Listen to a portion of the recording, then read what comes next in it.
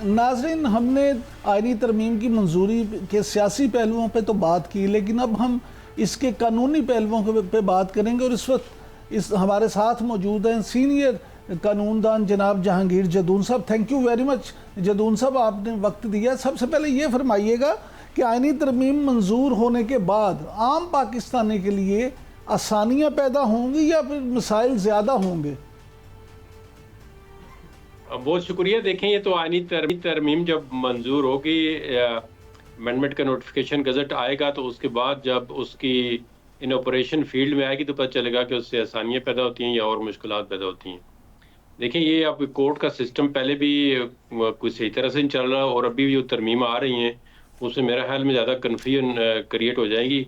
और सबसे बड़ी बात यह है कि अगर आईनी तरमीम सुप्रीम कोर्ट के अंदर चैलेंज होती हैं, तो ये एक बहुत बड़ा जो है वो देखने वाला काम होगा कि उसका आउटकम क्या निकलता है। क्या सुप्रीम कोर्ट इन सारी आनी तरमीम को एंडोर्स करती है कि इंडिपेंडेंस ऑफ जुडिशरी पे कोई कदगन नहीं है, या इसमें से किसी को स्ट्राइक डाउन कर देती है, तो उसके बाद ही मामला क्लियर होंगे। अभी जो ही ये तरमीम पास होगी तो हो सकता है कि कुछ पहले भी पिटीशन है, कुछ मजीद पिटीशन सुप्रीम कोर्ट के अंदर आ जाएं, तो फिर उस पर एक बहस शुरू हो जाएगी। तो ये काम जो है मुझे जल्दी में लगता नज़र नहीं आता, लेकिन एक काम हो जाएगा कि चीफ जस्टिस जो है वो अपॉइंट हो जाएगा, तो उसके बाद जो मामलात होंगे वो तो मुझे एकदम जो है वो सुलझते हुए नज़र नहीं आ रहे। उसके आगे मजीद उलझन होएगी, और जब सुप्रीम कोर्ट फाइनली कुछ डिसाइड करेगी तो उसके बाद ही मामला ठीक होंगे।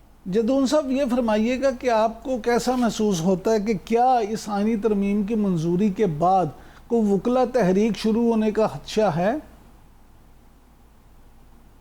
वकला तहरीक, देखें, एक जो ग्रुप ऑफ लॉयर्स है वो तो कह रहे हैं कि हम कोई तहरीक शुरू करेंगे, लेकिन उस तरह जब पहली जो अमेंडमेंट उन्होंने शुरू में की थी वो बहुत ड्रास्टिक थी, और उसके तो 100% चांसेस थे कि वो कलाम मूवमेंट शुरू हो जाती। लेकिन अभी इन्होंने थोड़ा सा उसके अंदर जब ये कंसेंसस हुआ है, या उस वक्त जो मौलाना फजल रहमान ने उसको ब्लॉक किया, तो उसके बाद थोड़ा सा इन्होंने एक जो जजेस की सीनियरिटी वाला इशू है उसको करके तो उन्होंने 3 का पैनल बना दिया है। अब 3 में से देखें, अभी लोगों ने कहना शुरू ही कर दिया है कि जी फलाना जज जो है चीफ जस्टिस होगा, तो इसका मतलब है गवर्नमेंट की भी मर्जी वही है। तो उसके बाद अब देखते हैं कि सुप्रीम कोर्ट इसको किस तरह देखती है। आया सुप्रीम कोर्ट इन पूरी जो अमेंडमेंट हुई है वो इसको इंडोर्स करती है कि ठीक है, जुडिशरी के जो आज़ादी है उस पर कोई कतरन नहीं है। अभी तो देखें ना, मामला इस तरह हो जाएगा कि जिस तरह अब वो गवर्नमेंट हमेशा चाहेगी कि एक पेज वाला चीफ जस्टिस भी आए, क्योंकि गवर्नमेंट के पास अब मेजॉरिटी होगी। ऑब्वियसली ये गवर्नमेंट हो या कोई आने वाली गवर्नमेंट हो, जो इसकी भी गवर्नमेंट होगी, जिस पार्टी की भी या कोलिशन होगी, तो वो उनके हाथ में सारा खेल जो है वो चला गया है। वो जिसको चाहेंगे चीफ जस्टिस जो है वो अपॉइंट करेंगे। लेकिन जदून साहब, माजी में तो हमने ये देखा है, जो आपने एक पेज वाली बात की, कि जिसको भी एक पेज पे समझ के लाया गया, बाद में उसी ने उस हुकूमत को ख़त्म भी किया। तो यहाँ भी तो ये हो सकता है। बिल्कुल, ये आप बिल्कुल, ये बात आपकी ठीक है। ये देखें, डबल एज होता है ना। बात आप कहते हैं जी कि ये हमारा बंदा है, हम इस तरह होगा तो इस तरह होगा, तो फिर आखिर में वो काम उल्टा हो जाता है। अब देखें ना, ये भी मसलहत के तहत इसलिए कहते हैं ना कि आप एक सीनियरिटी का प्रिंसिपल इसीलिए था कि किसी को ये नहीं पता होता कि जी मुझे चुनाव होगा मेरा या किस या कंसिडरेशन क्या होगी। अब तो सिर्फ कंसिडरेशन जो है, ये तो मेरिट है नहीं, इस पाकिस्तान के अंदर कोई मेरिट नहीं है। यहाँ पे लाइक और डिसलाइक है। 100% इधर कोई मेरिट पे काम नहीं होता, किसी भी डिपार्टमेंट में बहुत मुश्किल से होता है, कोई एक्सेप्शन होगी, लेकिन सारा डिसलाइक और लाइक पे होता है। कोई इस मुल्क के अंदर जो है ना मेरिट की पॉलिसी नहीं है। जदून साहब, मेरिट की पॉलिसी तो नहीं है, लेकिन इस आईनी तरमीम के बाद जिसको हकूमती जो इत्तेहादी हैं वो तो कह रहे हैं कि इससे अवाम को बहुत फ़ायदा होगा और जुडिशियल इस्लाहात हो जाएंगी, मनमानियाँ ख़त्म हो जाएंगी। बल्कि अभी जब सेनेट में तकरीरें हो रही थी तो उसमें एमएल वली साहब ने तो ये भी कहा कि अब जो फैसले हैं वो किसी के कहने पे नहीं होंगे, मेरिट पे होंगे फैसले। तो आप वाकई समझते हैं कि इस तरमीम की मंजूरी के बाद अदालती निज़ाम बदल जाएगा? बिल्कुल भी नहीं बदलेगा। अदालती निज़ाम में और मसाइल ज़्यादा पैदा हो जाएंगे। आगे जो कुछ थोड़ा बहुत हो रहा था उसके अलावा और मज़ीद मसाइल पैदा हो जाएंगे।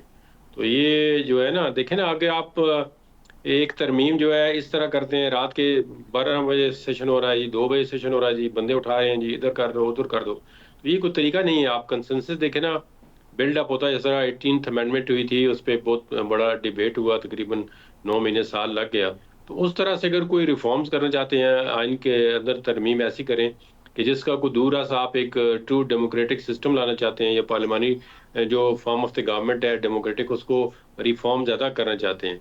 लेकिन वहाँ यहाँ पे तो ये सिस्टम नहीं, यहाँ पे तो एक सारी तरमीम जो है उसका जो सेंट्रल या पिवटल पॉइंट वही है कि जो कमिंग चीफ जस्टिस सीनियरिटी पे आ रहे थे उसको रोक दिया जाए। बस इसका असल बॉटम लाइन एक ही।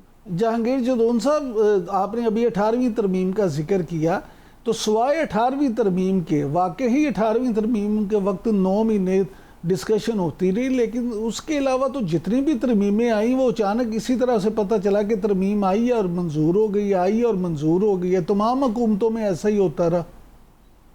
नहीं देखें, जिस हुकूमत में भी ऐसा होता है उसके आप असरात फिर देखें ना क्या होते हैं।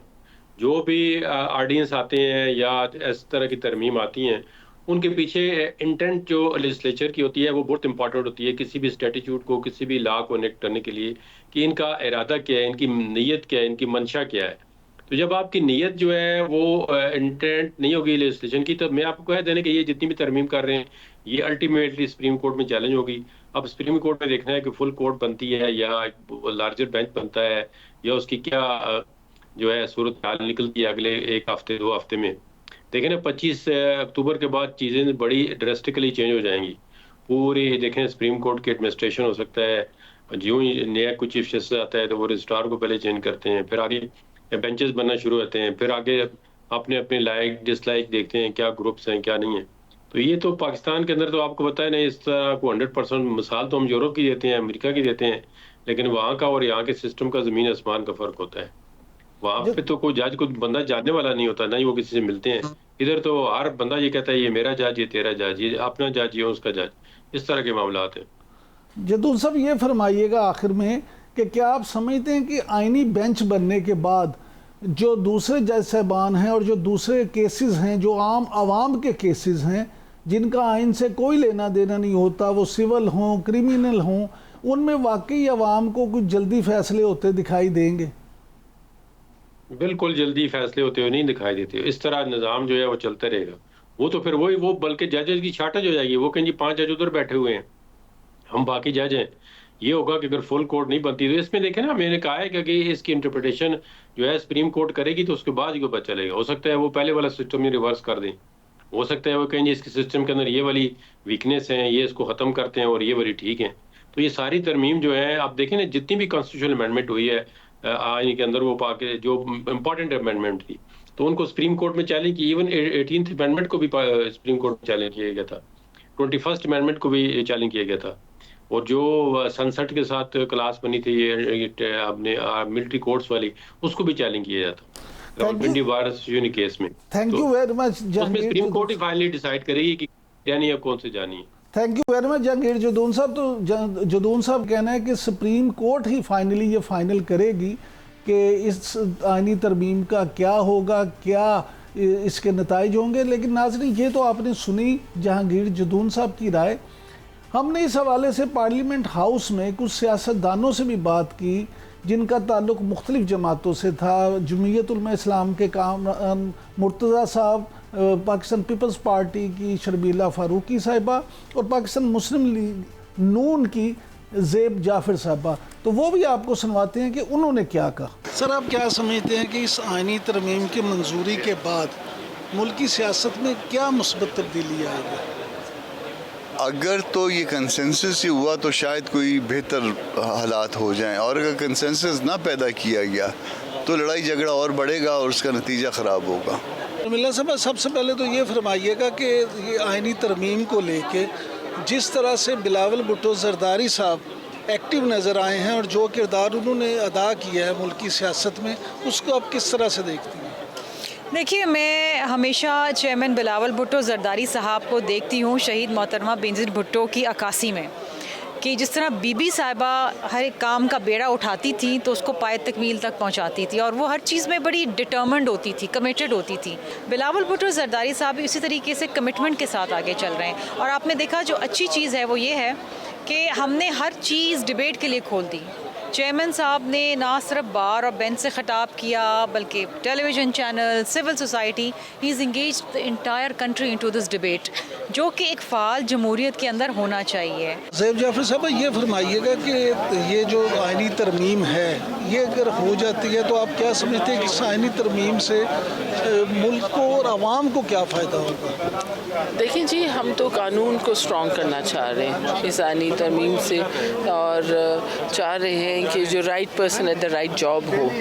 तो जाहिर है जब आपकी स्ट्रेंथ ऑफ लॉ होगी, इम्प्लीमेंटेशन भी उसके मुताबिक ही होगी और सही लोग आगे आएंगे, तो इसका तो उसमें फिर इसके इफ़ेक्ट्स तो आते हैं आवाम में।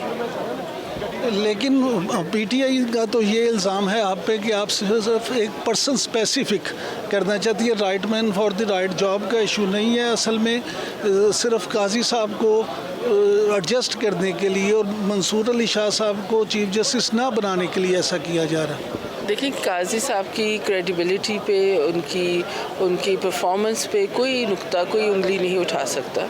और दूसरी बात है, पीटीआई ने कोई इल्ज़ामात तो लगाने हैं,